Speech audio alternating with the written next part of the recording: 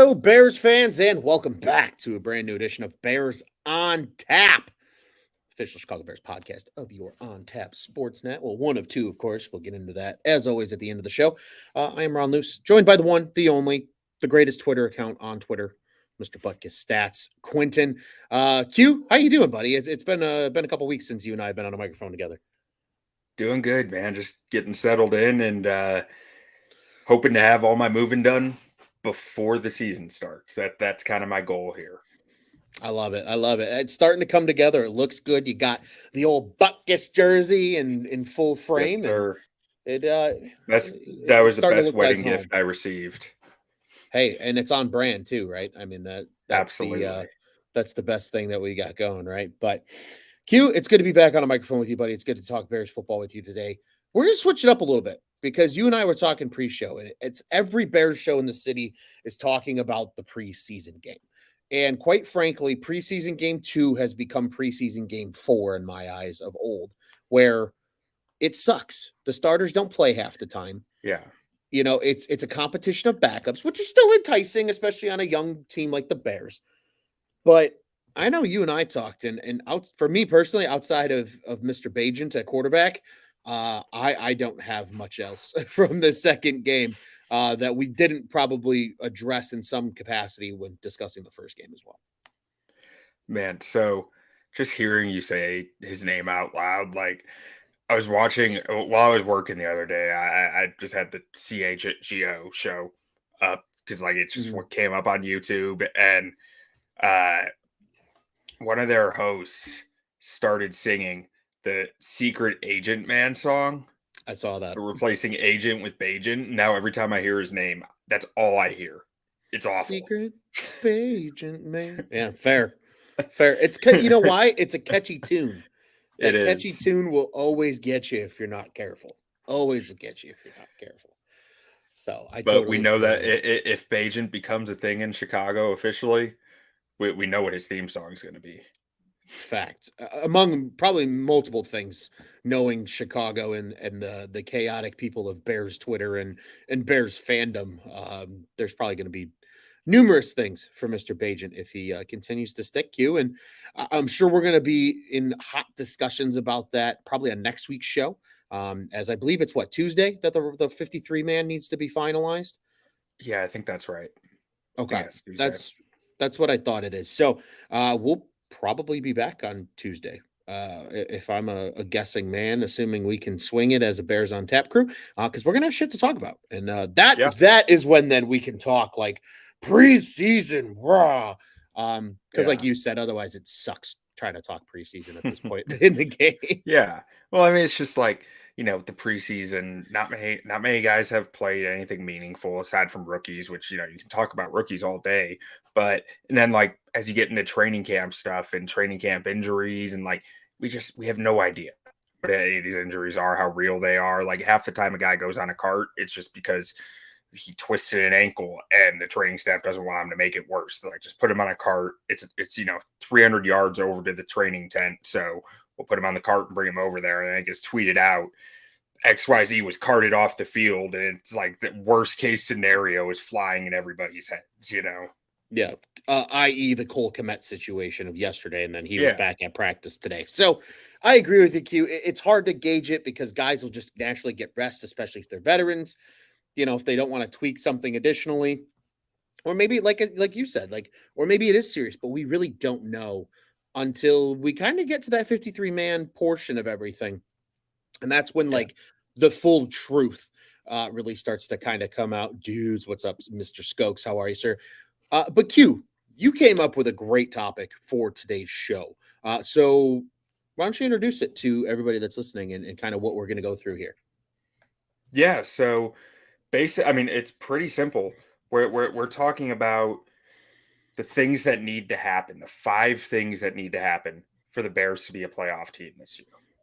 And I messaged Ron about this earlier today and was just like, I think doing something like this would be good. It's a little different. And my take on it was to think about, like, sit here and think, and maybe this speaks to the way my brain works, but like of what could derail the Bears season. And like to try to go after those things of like the opposite of them. So I guess that makes me a pessimist for thinking that first. But Aren't we yeah, all though? so we're just going to go 5-1. So we're going to start off with the guys who we think are fifth most important, and then getting down to one where we think the guy like that is the most important thing that needs to happen for the Bears to have a successful season. And most importantly, we cannot do Justin Fields, because Yes, if Justin Fields wins MVP, that's obviously going to be number one, right? Like, I mean, absolutely, they're 100%. they're going to make the playoffs if he wins MVP. Like, that's Fact. easy.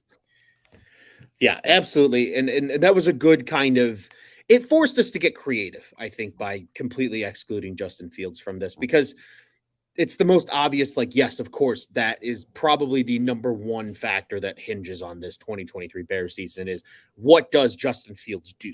Does he take that step forward? Does he hit that ascension? Or does he regress or not develop any further?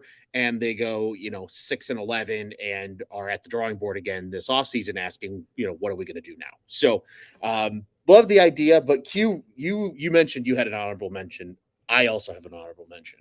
So it's technically top 6, but it's top 5 with a little bonus juicy bit to start things off. So I'll let you lead it off, man. Who's your honorable mention right now for the Bears? Honorable mention is Eddie Jackson coming off the Achilles injury. Ooh. If Eddie Jackson can come back and be the same guy we saw last year before the injury, that's going to make a big difference for this team. Now, ultimately, the reason why I ended up taking him off is because his ability to impact games is somewhat affected, more so than some of these other players, on the guys around him and how they're performing. I mean, as True. we saw, like 2019, 2020, Eddie Jackson lost a lot of that luster. And I'm not really sure he was playing all that differently. It was really just there were better options to throw at for quarterbacks. So they couldn't, the Bears defense couldn't funnel the ball towards him like they had previously. But I do think that he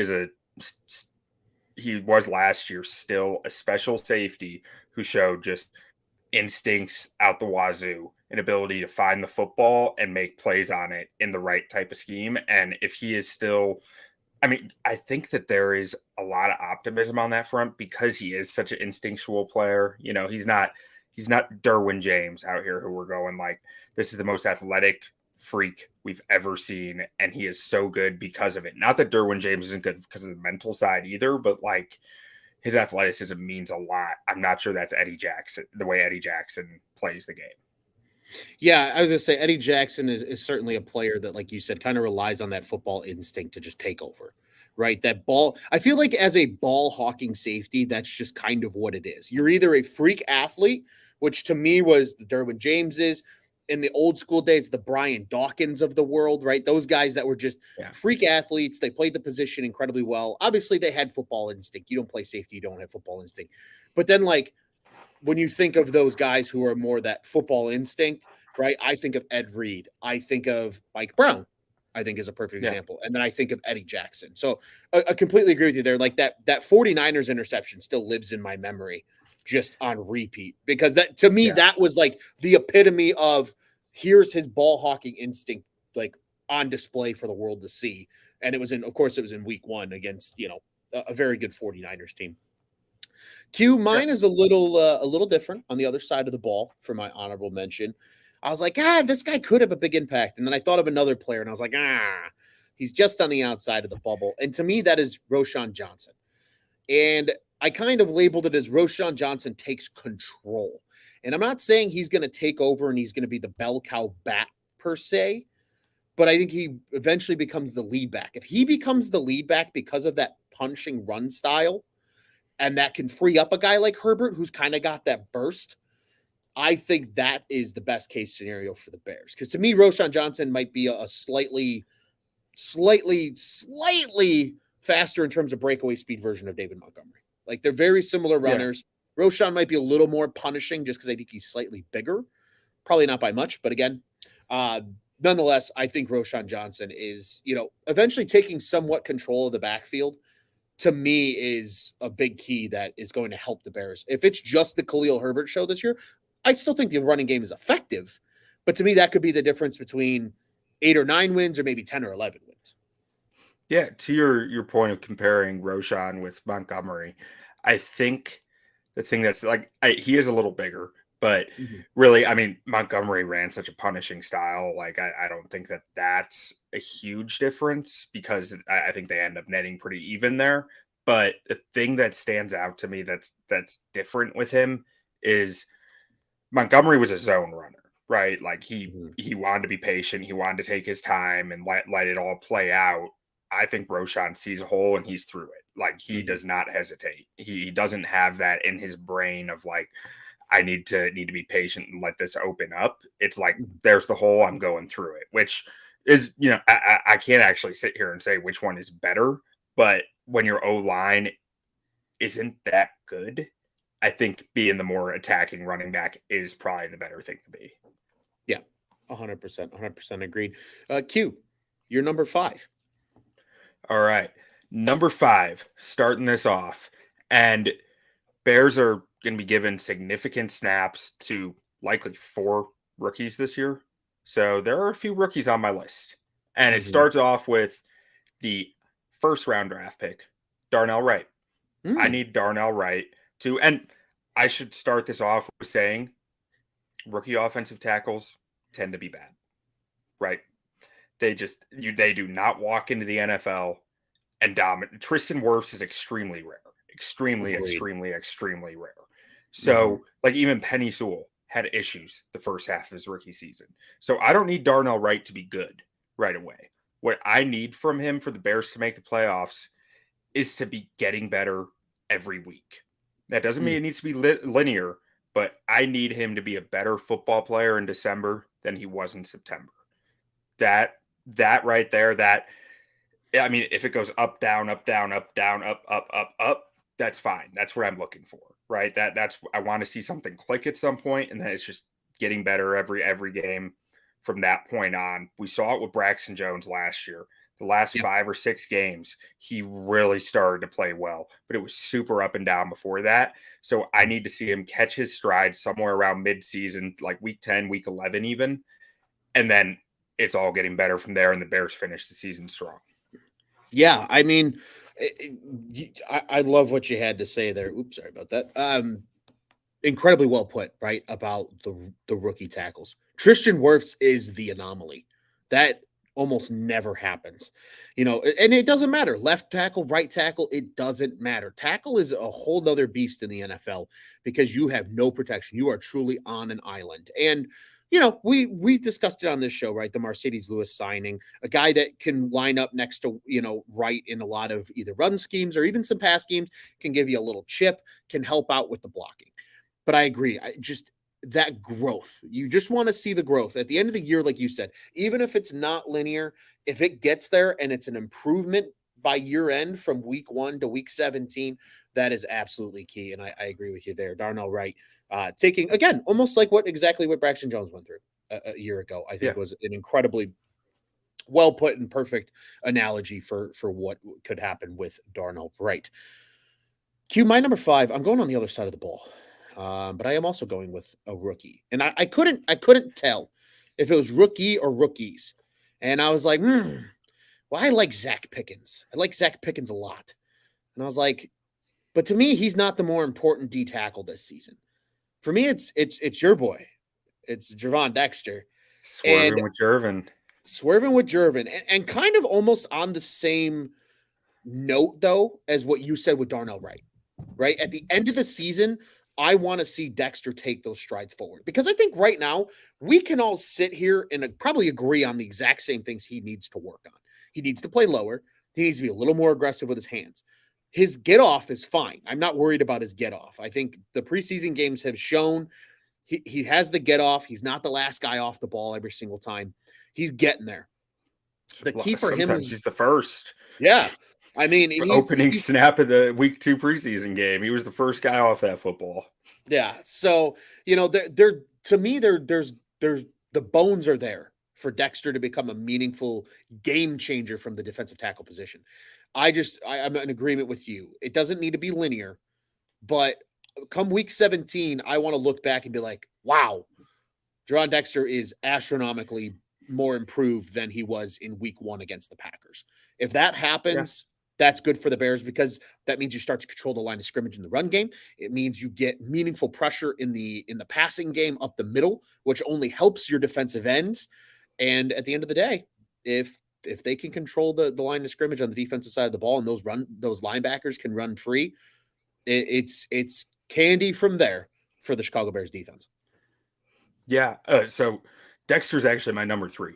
So I'll just go ahead and get him out of the way now. I mean, for a little bit, the reasoning is a little different, but you touched on it at the end there. As a rookie, as a raw rookie, I'm not expecting him to, just become this game-changing force as a rookie. And I'm not saying that you're expecting that either. But what I need to see is that his strength translates against NFL talent, and he still holds the ground that he held it similar in college against the run. Like, I need to know that he can be out there and be a difference maker in the run game. Because you do that, you start to say, well, we can play some Pickens next to him. We can, play him alone with Justin Jones next to him. We don't need him with the nose tackle.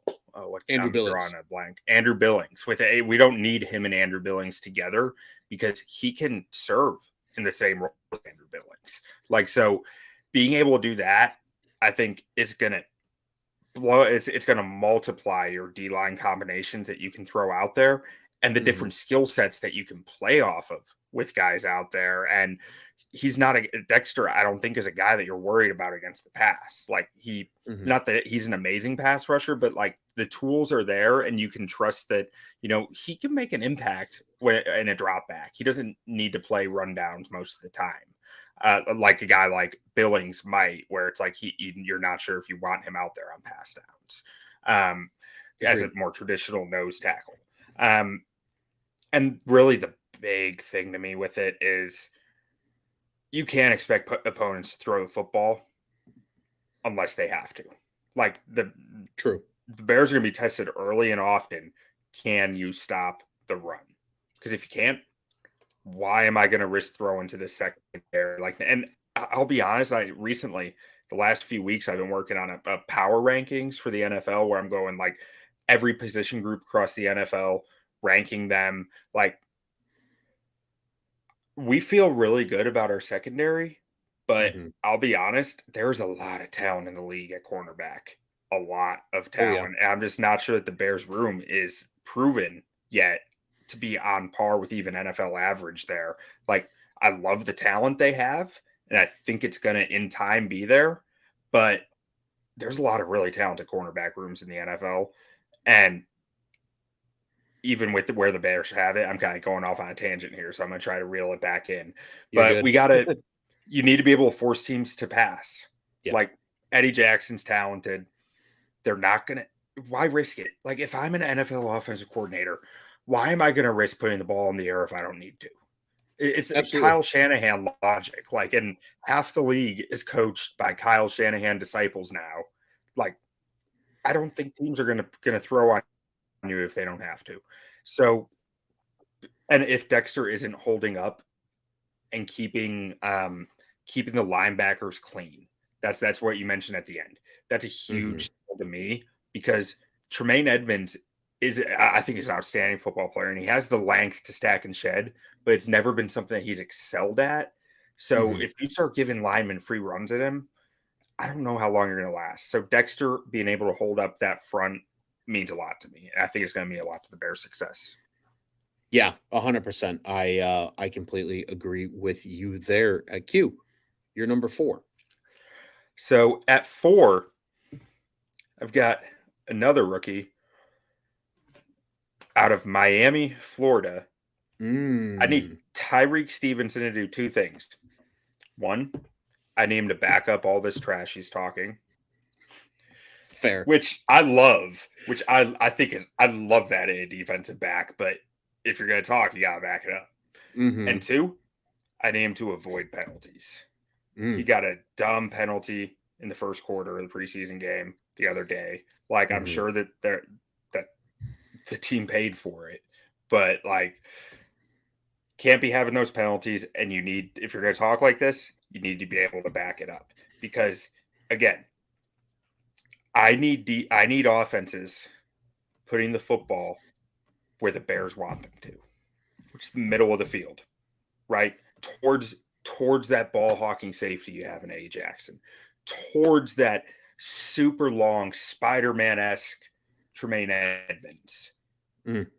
I want the football going towards those spaces where I have players that I think can take it away. Kyler Gordon is another guy right there in the nickel. And the way to do that, the way that the Tampa 2 has always done that, is you're pressing receivers at the line of scrimmage and you're forcing them inside. You are not giving outside releases, and you are forcing stuff towards the middle of the field. Force the action there.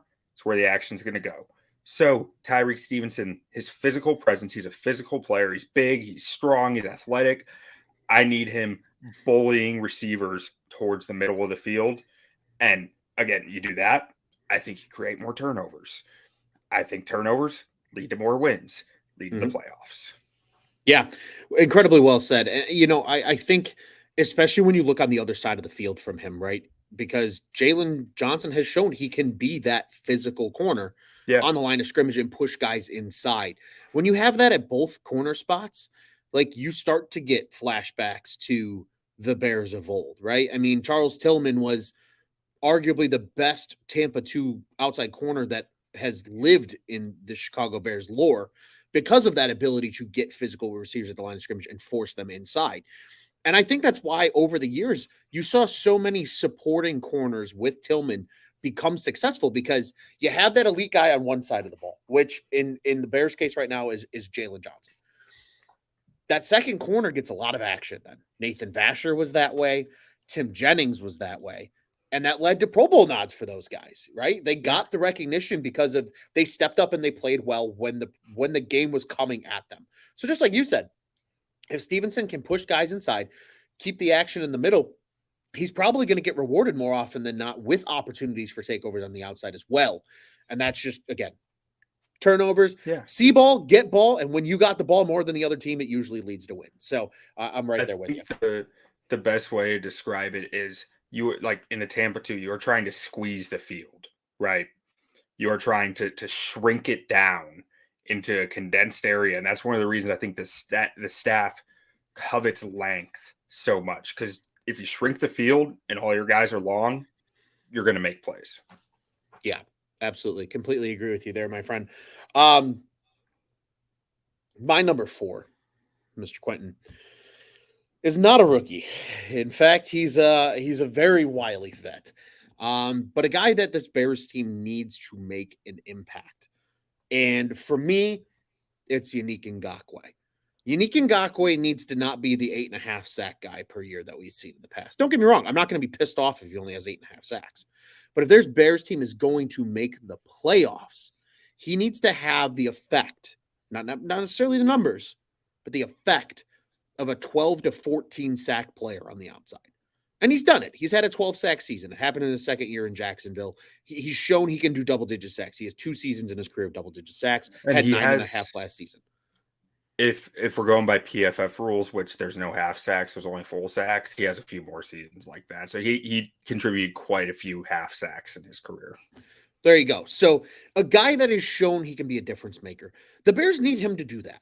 And obviously, again, the beauty of football, right? We're sitting here calling out individual players, but you need units to work as a whole. And in the Bears case, right, we've both already called out a guy like Javon Dexter, a player that if he is, especially on passing downs, giving the inside of the offensive line fits, Yannick Ngakoue is going to have more one-on-one opportunities on the outside. And then he needs to cash on said one-on-one opportunities. Even if he finishes with like a 10 and a half sack season, but again, has that impact of a 14 sack type player where he's just constantly in the quarterback's head because he's in the backfield, that's only going to benefit the Bears. Because right now, I think they're going to prove a lot of people wrong this year, Q, as a defensive unit. I think they're going to stop the run. Maybe not top 5 in the league stop the run, but I think they're going to stop the run astronomically better than they did a season ago. Mm-hmm. They are going to force teams to throw the ball a little more on those 3rd and 6, 3rd and 7s. Can Yannick Ngakoue get there and just cause havoc, especially when you got a team backed up in their own end? Because then that's great field position for your offense. And then in turn, if Justin Fields is, again, as we noted, right, having an elite season, it's going to lead to a lot of wins and probably the playoffs. So for me, it's Unique Ngakoue having, a career-esque season in terms of effect, not necessarily numbers, but he needs to be that number one elite pass rusher for this Bears team. Yeah. So why don't you, that was your number 4, correct? Yes, it was. Why don't you give me your number 3 since I already talked Dexter then? All right, we'll go back to back. I'm going to go back to a position that you just covered with Mr. Tyreek Stevenson. And I am going to highlight last year's top cornerback taken in the second round. I think Kyler Gordon needs to show the flashes we saw at the end of last season and become that true, not necessarily elite, but excellent corner that I think the Bears are anticipating him to become. Because, like you noted, right, if Stevenson and Jalen are doing their jobs on the outside and they are performing the way a Tampa 2 corner should, they are pressing that action into the middle of the field. Kyler Gordon's going to get a lot of opportunities to take the ball away. And we've seen him be a difference maker, right?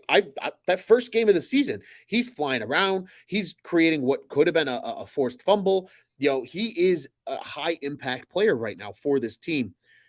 I think just as a guy like I think Jaquan Brisker taking a step forward would be huge. And I don't have him on my list, admittedly.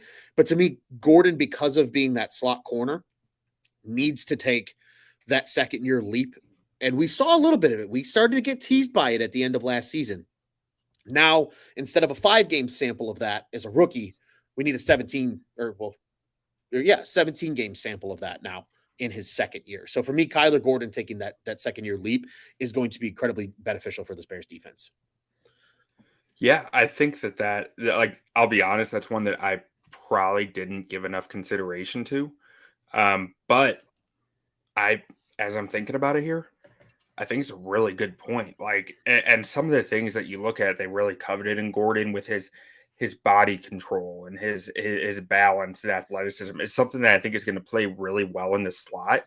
And I think the entire idea behind targeting a guy with such strong body control, where he did the martial arts and the dancing that we've all like read about, that he's got to thank for those abilities, but like that's stuff that really plays well in the nickel, and it's going to give him opportunities at the football. Yeah, 100% indeed. As you noted, Q, your number 3 was Mr. Dexter. We've touched on him already. Yes. Your number 2, my friend. Now we're getting into the juicy stuff. These are the big guns. So this one, it was my number 1 at first, and then as I was, I was walking to the bus from work. I was like, which is just so nice compared to living in Texas where you had to drive everywhere. But anyways, walking to the bus and just thinking, I was like, wait, I think this is number 2. And it had been number 1 on my list the whole time I was thinking it through. But, and we'll get to number 1 and I'll discuss why I switched them. But number 2, either Chase Claypool needs to bounce back to his first 2-year norms, or DJ Moore has a Stephon Diggs type breakout when Stephon Diggs got to Buffalo. We're on the same page, Q.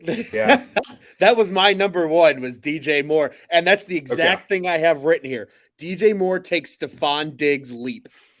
Verbatim. Yeah, I mean, if DJ Moore takes that leap, what Claypool does or doesn't do, I don't think that's going to be the difference in them making the playoffs. Like, it can be the difference between them being an incredible offense versus a great offense. Like, if you look at, if you really dig into Josh Allen's career, best year of his career was when he had Stephon Diggs, Cole Beasley, and Gabe Davis. He had 3 options who were outstanding. Like, when you have, and Cole Beasley was all pro that year. Like, don't get it mistaken. It's not Cole Beasley, the rapper here. We're talking about all-pro Cole Beasley. So having 3 really good weapons just makes it infinitely harder on the defense to defend anything. But so that's why it's either or, though, because if DJ Moore plays like Stephon Diggs, then this offense is going to be good no matter what. Like, it might not be top of the best in the NFL good, but like I don't need it to be for them to make the playoffs. Yeah, it would just be a scary room to defend, and the O line becomes much less of an issue when you have that type of weaponry. Agreed, and especially from the Chase Claypool aspect of that, right? Because of his talent and because of the weapon he became, it wasn't necessarily the yards with Claypool. It was that touchdown ability, right? Finding the end zone, being that big body that they could trust in the red zone in Pittsburgh. And that's why he was able to accumulate and have those first 2 seasons that he did when with the Steelers. On the facet of Moore, though, because it was my number one point, is DJ Moore needs to take a Stephon Diggs leap. And because I was sitting here thinking about that, Q, almost just as you were on your walk to the bus, right? I was thinking about it a little bit earlier. I'm sitting on, I'm sitting down here doing some things, and I'm like, I need to look at numbers. Like that was my immediate thought. This is why Q and I are friends, folks. In case you didn't know, Q and I are both numbers guys at the heart of this thing. I was like, I got to look at the numbers, and so I pulled up DJ Moore's stats because I knew the general numbers. I wanted to see the exact numbers. Best career season, just short of 1,200 yards, and again, he was playing with me at quarterback in Carolina. Right? Like he did not have an elite quarterback or even an elite arm talent of any kind when he was in Carolina. It was a very different situation his tenure with the Panthers. Sure, he had a little bit of Cam. 1 year with Cam Newton. It is exactly. a rookie year like that. It didn't really help him at all. Exactly. So he's never really had that elite quarterback. But then I was like, that was the exact thought I had was, well, what did Stephon Diggs do in Minnesota before he went to Buffalo? Very similar eerie numbers if you really look at it. And I got them in front of me here. The first 3 years in the league for Stephon Diggs, he only played 14 games and 13 games in those years. So some health issues kind of kept the numbers low. Best career year was 903 yards, 84 catches, and that was his second year in the league from 15 to 17. But 720 yards, 903 yards, 849 yards. But then once he was starting to be more healthy, playing 15 games per season in 18 and 19, 1,000 yards on 102 catches, 1,021 to be exact. And then on just 63 catches, 1,130 yards in that age 26 season in his last year in Minnesota. Very similar to the years that we've seen out of DJ Moore, right? 1,175 yards, 1,193 yards, 1,157 yards. Obviously a down year from lower him volume than most guys getting those yards. Absolutely. So, and then a down year in terms of yards for Moore last year, but Carolina was just an absolute shit show. But in the last 3 years now of Stephon Diggs in Buffalo as the lead guy, getting, 160 or 155 plus targets a season, 1,535 yards, 1,225 yards, 1,429 yards. That 1,400 number for me, Q, is what I see with Moore. If he's getting 14 to 1,500 yards this season on 155 plus targets, which DJ Moore has only seen that number once in his career, and that was in 2021. He saw 163 targets. His next highest, 135 targets, and that was all the way back in 2019. If he's seeing 155 to 165 targets with the Bears this year, to me, DJ Moore is a 1,400-yard receiver, and if he does that, just like you said, that's a scary room to defend, and the Bears are probably in the postseason. Yeah, I agree with you. And mine with ultimately my idea of either or with Claypool and him, it comes down to target share. Like if he's not getting those targets, someone else is, and I think that would be Claypool. Yeah. So I can kick off number one here, and it is something that you've mentioned, but I didn't want to give number one early, so I held on to it. And I like it. Ultimately, I mean, my reasoning for the wide receivers at 2 is like, even if Claypool's subpar and Mooney is average for his career and Moore is average for his career, this is still going to be a quality wide receiver room, right? As long as these guys can hit like average to even like slightly below average for what they've proven they are, you still feel decent about it. But at number one, I'm going on the edge. And Yannick Ngakoue, he's the name that stands out to me. He's the big sack guy that you got, the guy who's proven in this league that he's going to go get sacks. Maybe it ends up being Terrell Lewis, but ultimately Ngakoue is the guy that I'm thinking, because of that proven pedigree. But it's not about numbers. Rare, right? It's almost always about numbers with me. But it's not about his pressure rate. It's not about his sack rate. It's about timing. I need, because he can go get 15 sacks.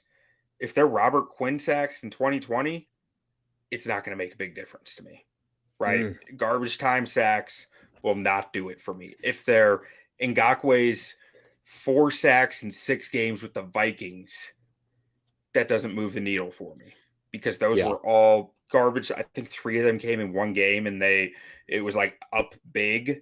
It wasn't giving the impact that the Bears need from the edge rusher, that from their sack man, their designated pass rusher on third down.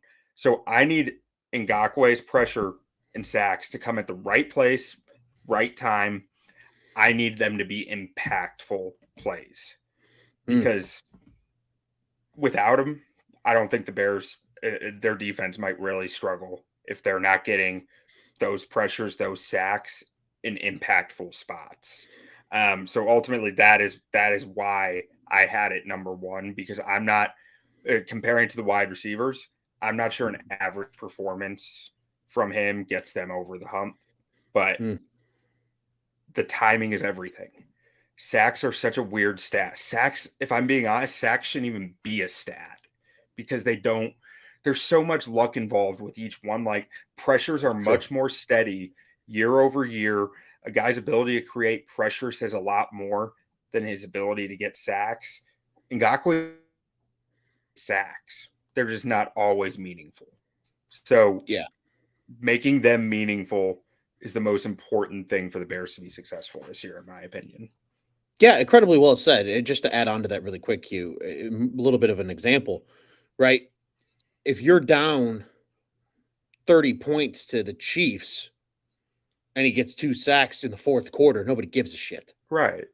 Yeah. But if the Bears are holding on to a 3-point lead and Kansas City's got the ball with a minute left and he gets a sack to force a 4th down, or a sack on 4th down to turn the ball over, and the Bears win the game, like you said, it's that timing and nature of when those are coming.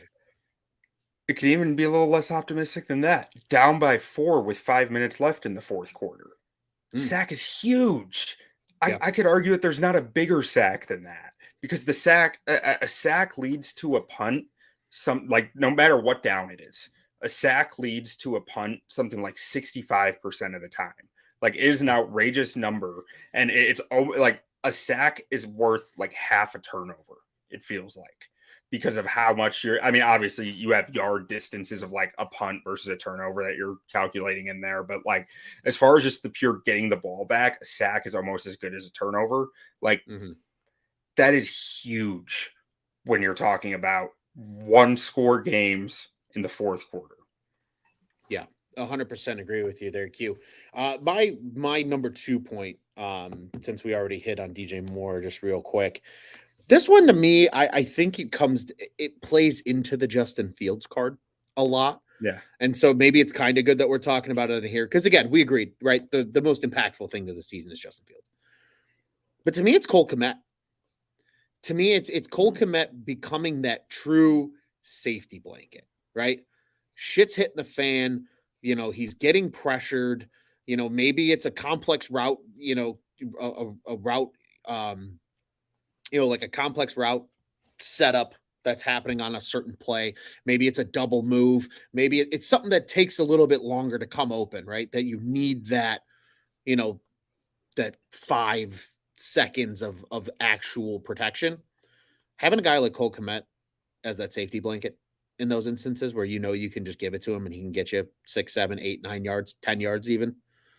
That's going to be important to me, to Justin Fields, because I think the one thing we as Bears fans saw a lot of last year was Justin Fields had no problem making the incredible throw. It was giving him the easy check down throws and going through his progression to understand, I'm defeated on this play. I don't have what I want in terms of what the play design was set up to do. Oh, here's Cole Kmet wide open for an 8-yard gain. Yeah. That's going to be why, to me, Cole Kmet's important. And again, why Cole Kmet got paid. right? You give a tight end Yeah. big money like that because the tight end is always considered the safety blanket for the quarterback. And so that's why he was my number 2 coming into this thing, then behind DJ Moore, having that Stephon Diggs like ascent as well. If they're going to get to the playoffs, like Cole Kmet needs to be a difference maker. And obviously, he's not going to be the leading receiver on this team this year like he was a year ago. That was just because the receiver room was the worst it's probably been in probably since Marcus Wheaton and Kendall Wright were the headliners of the group. Maybe even worse than that, to be completely frank. Yeah. But now, I mean, so, that's what Kmet needs to do is become that safety blanket. I like that one because it's I'm trying to think of the way to word this. Like, there are times when your receiving core is really talented, right? You don't need your tight end to be making these incredible plays. You need him to be nailing the details, right? You need him to be nailing the little things, getting everything right so that he is just forgotten about. And there are times where Kmet has really struggled with that.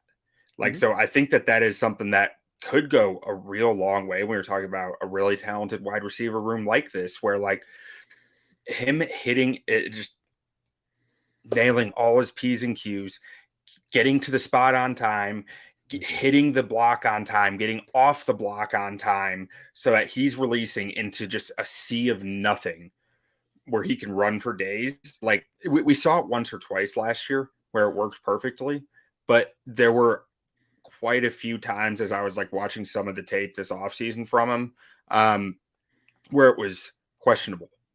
Whether he was hitting his spots on time, whether he was, it seemed like he was thinking too much sometimes. And tight end's a hard position. There's a lot of thought that goes into it, and there's a lot of deception in almost everything he is being asked to do. But being able to do those things, I think, could be a big difference. Yeah, and just kind of to add on to that, Q, because incredible point. I agree wholeheartedly. It is tight end is a position of detail. It truthfully is, because of, like you said, the amount of deception that comes at the position, the amount of reliability that is typically expected out of the tight end position. I think that's a large reason why you saw the offseason additions at the position that you did. Robert Tonyan and Mercedes Lewis know this offense better than just about anybody in terms of a tight end. What better guys to have in that room with an ascending Cole Kmet, a guy that you just paid to be a fixture in your organization for years and years to come? Why not give him a year with Robert Tonyan and Mercedes Lewis, who played in the system for a number of years in Green Bay, to say, hey, Cole, this is what you need to do on this play. Hey, Cole, this is what maybe you want to think about on plays like this when you see this happen. Having that full season of those kind of guys I think it's also great having Robert Tonyan just as a weapon, right? I think Robert Tonyan, that's the type of guy that, like you said, right? The tight end kind of gets forgotten about when you have a really talented receiving core sometimes. I could see a lot of opportunities where Robert Tonyan gets forgot about because of even having Cole Kmet on the field, where Tonyan can take advantage of it down the seam and really create some opportunity. But having them mentally with Cole Kmet in that room for the entire season, to me, is why the Bears invested the extension in Cole Kmet that they did for 4 years, saying, look, this is your year to really buy in and understand the scheme. And we're going to give you 2 guys that know it better than just about anybody in the NFL. And they're going to compliment you as a full room for the year, but they're also going to teach you what you need to learn to take that next step as becoming what I would consider probably top 6 tight end in the NFL. Truthfully, I think is what the Bears are hoping Cole Kmet can become. Yeah. In that same conversations with the Mark Andrewses and the Travis Kelce's of the world.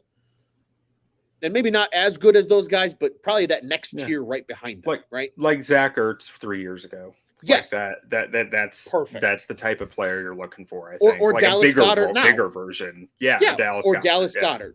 Dallas Goedert to me is like, if Cole Kmet became a Dallas Goedert-esque player, beautiful. That's fantastic. Because then you have the Eagles offense.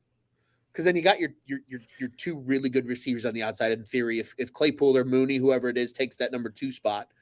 And then you have a guy like Goddard as a weapon at the tight end position. And then you have that running back by committee. And then if you can build the offensive line, who knows? So I think that's why, I think Kmet is an important part of this season that, like you said, right, there's still things he's learning, especially with the system, because he's new to it. Like, it was only his first year in the system last year too, because of what I think, to me, the Shanahan-inspired offense asks even more out of tight ends than your traditional NFL offense does. You look at San Francisco with George Kittle. You look at what Robert Tonyan did for all those years in Green Bay. There's so much detail so with much. how much that they want to play off play action and play off, run action. So not just the handoff, but the actual lineman's movements and the tight ends movements and the tight ends contact with the defenders, how much they want to use that to create open spaces is huge. Like that's Shanahan offenses are so fixated on that aspect of misdirection. Like they're going to have to, it's just a big part of what the Bears are going to do. Absolutely. I completely agree with you, man. That was fun. That was different. And I'm good. Appreciate you coming up with that, sir. I think that was a lot of fun. And again, but I think in complete agreement, right? I think we both can confidently sit here and say, like, this Bears team is going to be better this year. This Bears team mostly rides on Justin Fields being an elite quarterback this season. Yeah. But if you get that ascension, but there are things that are going to make that more or less likely. Right. And exactly. And that's exactly where I was going with it, right? If DJ Moore has that kind of impact on the offense, if Claypool, if Komet, defensively, if you're taking the ball away a lot and giving Justin more opportunities with the football to score, it all comes together. It's the beauty of football, the beauty of it being a team game. Everybody's got a role. Everybody's got something to do. But again, if guys are able to exceed expectation at their roles, that's what's the difference between an 8-9 win team on the cusp of a playoff position and maybe a 10-11 win team that's in a playoff position. Yeah. Before we wrap up, I do have I wanted to get into the meat of what we were doing sooner than later in the show. But I do have some notes on the preseason game if we want to talk about it at all. Yeah, let's do it. Let's on chat. Some players. I mean, so Roschon Johnson, really, I was impressed with his burst through the hole. I thought he looked very good from that aspect. Your guy, Bajan, he was the second highest graded player I had from the first half. But also, I did make a note. I didn't see him look at a second field.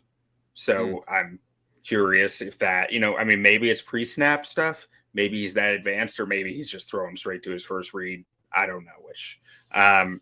Zach Pickens looked impressive.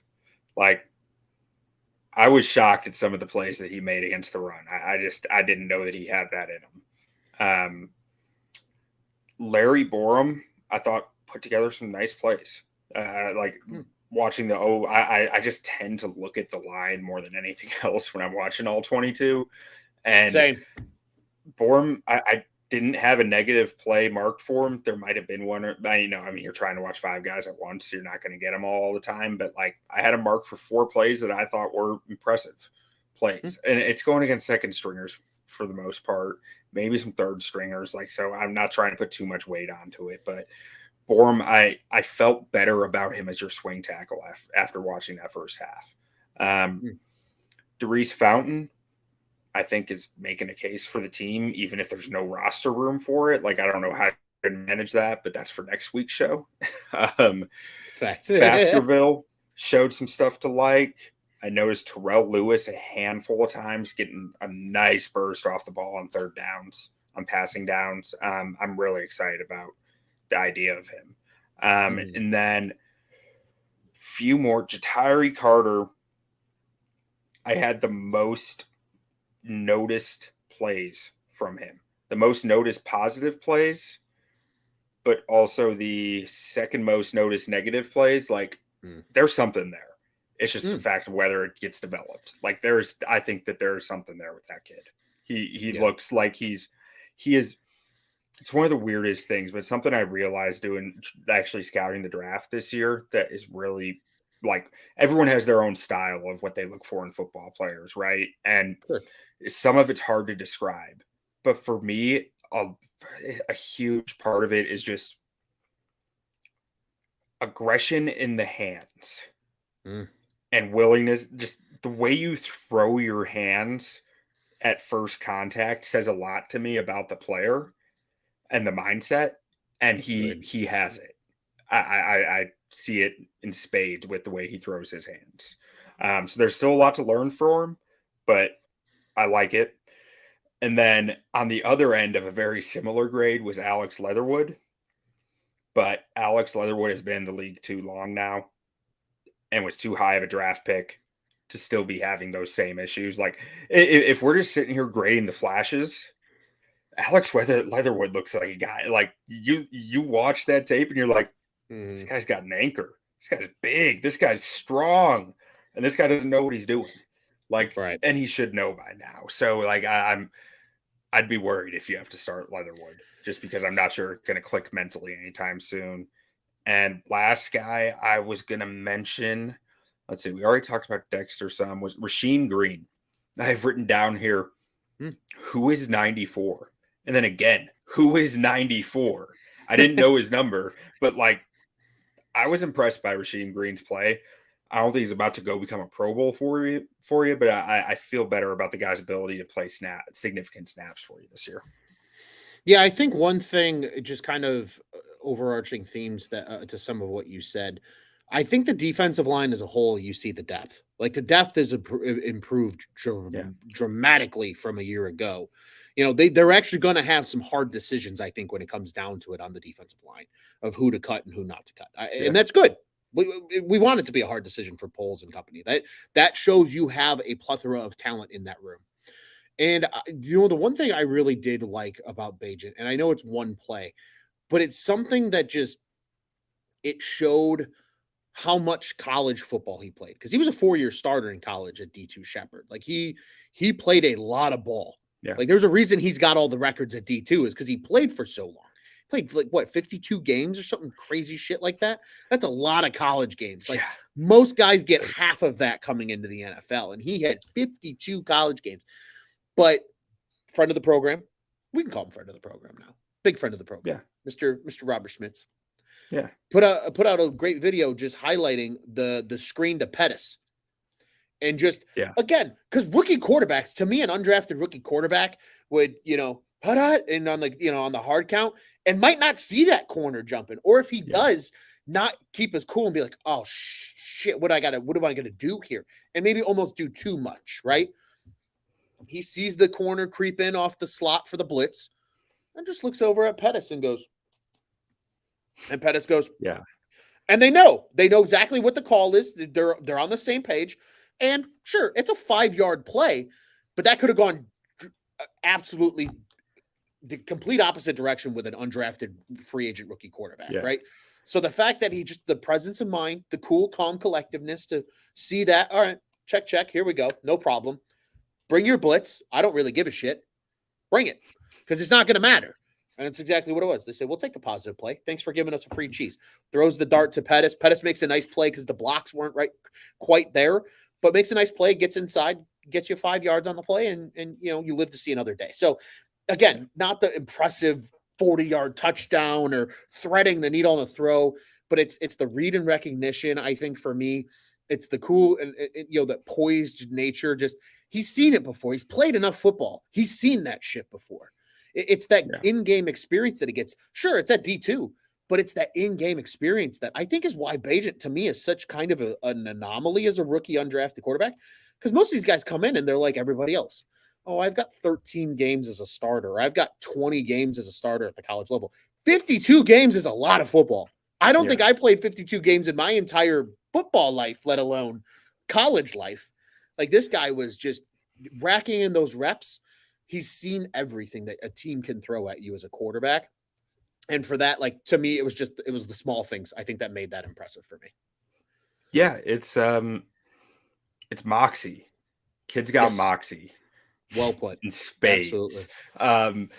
Yeah, and I heard, I forget what podcast it was I was listening to, but they had his college coach on, and we're asking him some questions, and he was like, or it was maybe a college coach, maybe not the head coach, or someone associate, maybe it was the athletic director, it was something like that.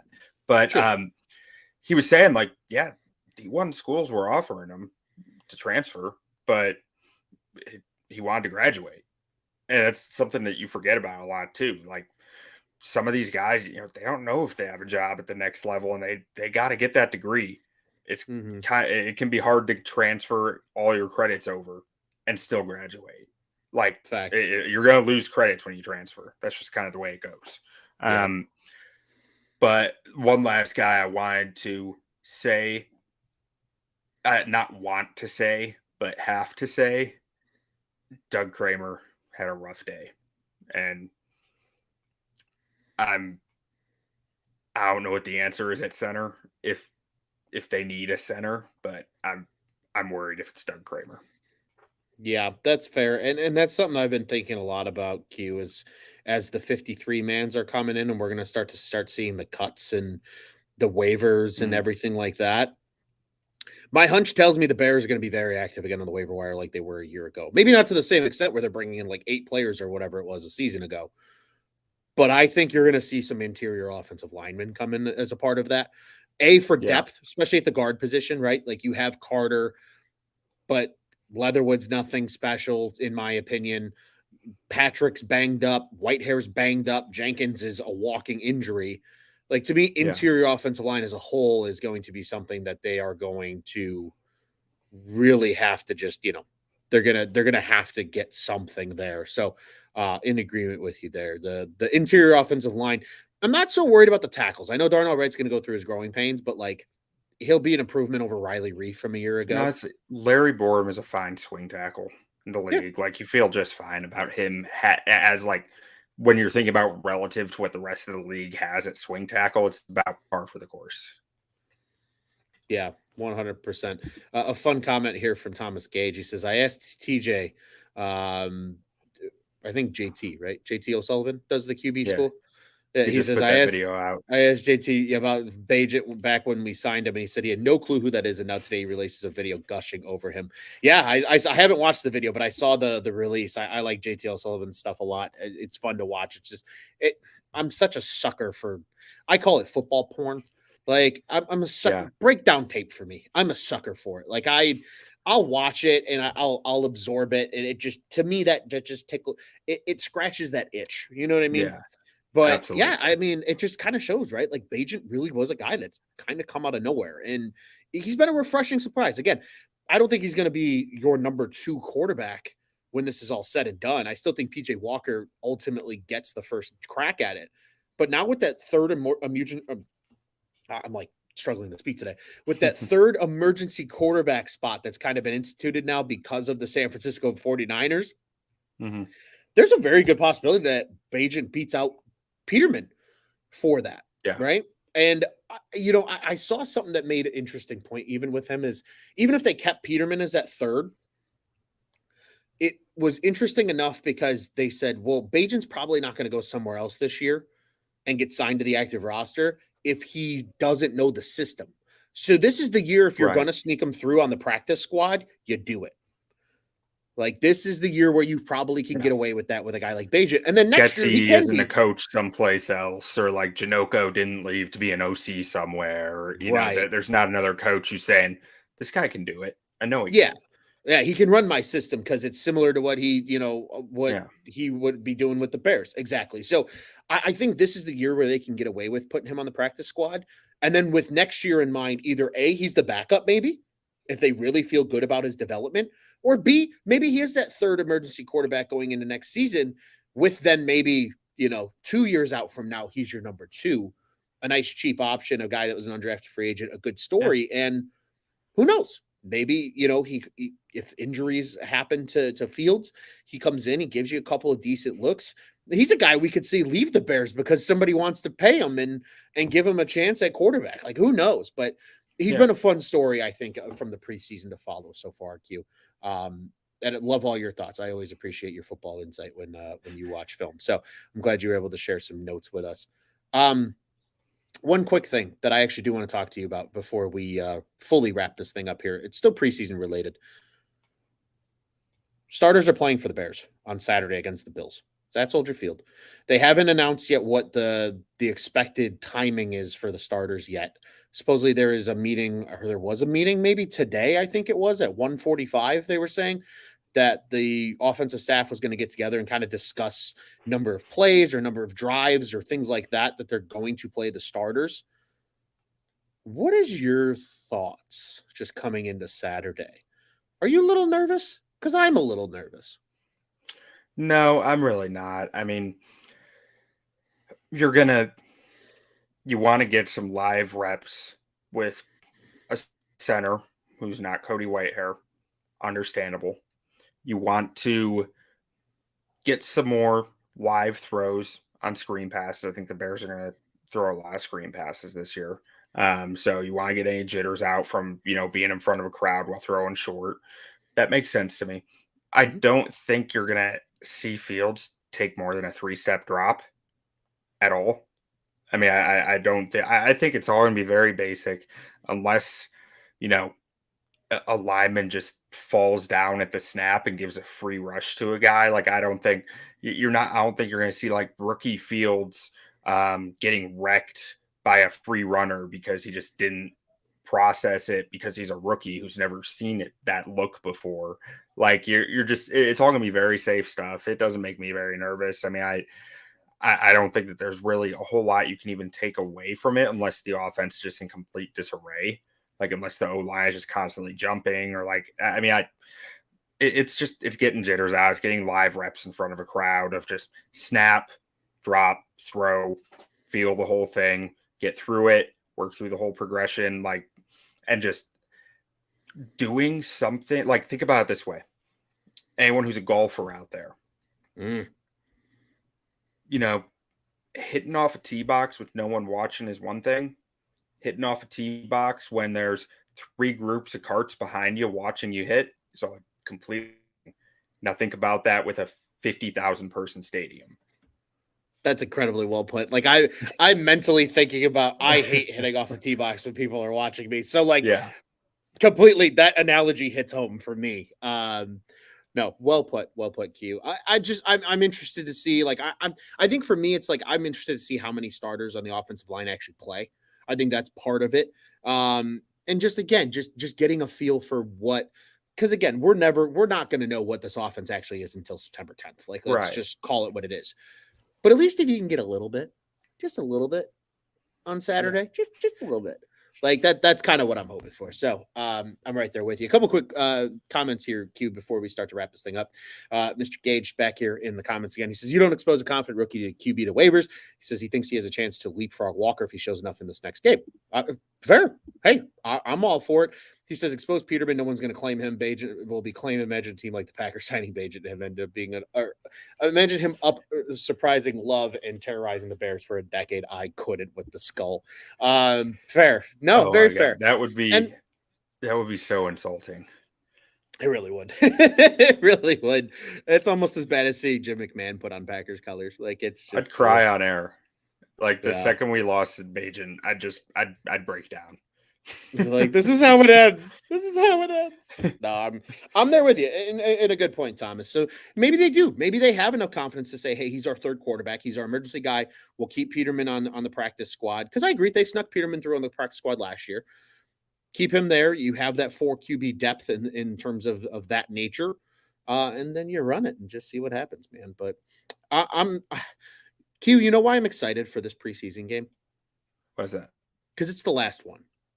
Yeah, Like football's almost absolutely. here. That's I why I'm know. excited. This So, is like the longest 2 weeks of the year. oh, it's awful. Absolutely awful. Like I'm not trying to wish August away because it's still summer and I'm over at Cubs on Tap. So like baseball is still in full swing. I think the Cubbies are actually winning for those that care. It's just like, but like September 10th is gonna be fantastic. Like I'm so Yeah. excited. I can't wait. I'm ready. I'm fully ready. And it's going to be a good time. Q, any quick final thoughts before we shut this thing down? No, I think that wraps it for me. I think I got it all out. I love that. It's such a good feeling when you get everything out. You don't like, we don't sign off and you go, Yeah. shit, I wanted to say that. Like, that's always the worst feeling in the world. So I'm right there with you, man. I also feel good. Just kind of little programming notes for everybody. We'll be back again next week, as we noted, aiming for Tuesday 100%. 53-man roster. We'll talk about it. We'll say what this team is looking like. Hopefully, we can get the 3-panel crew here with myself and Q and also Juice. But nonetheless, a show will be a show, and we will see you guys next week. And then the next time we talk to you guys, it's going to be game week, and that's just uber exciting. A little programming note because again, as we always note, Bears on Tap, one of 2 Bears podcasts here at the On Tap Sports Network covering the Chicago Bears. Our friends over at the Bears Nations podcast do a very traditional Monday morning, or they do a Monday, wrap-up show, recapping the game on Sunday. And then they do a Wednesday preview show. So we encourage you to go check them out. They're at Bears Nation Pod on all social media, including Twitch. They're all over there as well. They go live right here from our YouTube channel in addition. So be sure to follow them and get those thoughts from game to game from a pure recap and preview perspective. We're going to bring you a little bit of a different taste here at Bears on Tap this year. We're still going to talk about the game. It's still going to be relevant to what's happening that week in Chicago Bears, football. But we're going to tailor it a little bit. Maybe there are some more debates, or maybe it's going to be a little more focused in on a certain player or a certain set of plays or things like that. So we're going to get creative with it this year. It's going to be a lot of fun. I know I'm excited for it. I hope Q, you are as well. I know Juice is also ready. And we're just ready to talk some Bears football, man. That's just what it is. That is just what it is. Absolutely. But, Q, before we get out of here, again, reminding everybody, one of two Bears podcasts here. We are Bears on Tap. You know the drill, at Bears Nation Pod. We are at Bears on Tap on the X app. Again, subscribe to the YouTube. Hit the like button as well. Hit the little bell. That way you know when all of our great shows go live right here at the On Tap Sports Network. We got all of your sports covered here. Cubs, Sox, Bears, Bulls, Blackhawks, the whole nine. OnTapSports.com, at OnTap Sports on social media, the OnTap Sports Network. Go and check out what's on tap in Chicago sports. Q, thank you, sir, as always, for jumping on and joining me. Thank you for the great idea. Thought it generated a great conversation for today's show. It was the keys the Bears need to make the playoffs, a little bit of preseason talk as well. Next time we're back, we are focused on the regular season, roster decisions, and then it's week one, baby. And I know, Q, you're ready. I'm ready. And then we're all ready here. So, Q, what do you say, buddy? We got it here. The only way we know. A Bears on Tap. Bear down. Bear down.